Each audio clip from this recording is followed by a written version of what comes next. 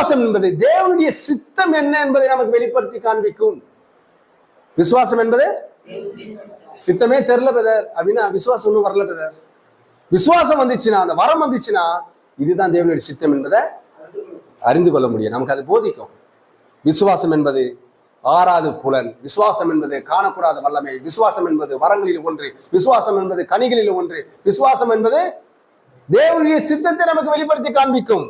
விசுவாசம் என்பது தேவனுடைய ஒவ்வொரு வார்த்தையினுடைய வாக்கு தத்துவத்தையும் திறந்து கொடுக்கிற ஒரு சாவியாய் இந்த விசுவாசம் இருக்கிறது. இந்த விசுவாசம் தான் ஒரே விசுவாசம் என்று சொல்லுகிறார். ஆமென். இது சபைகள் ஸ்தாபனங்கள் சொல்ற விசுவாசம் அல்ல. அந்தந்த ஸ்தாபனத்துக்கு ஒரு விசுவாச பிரமாணம் இருக்கு.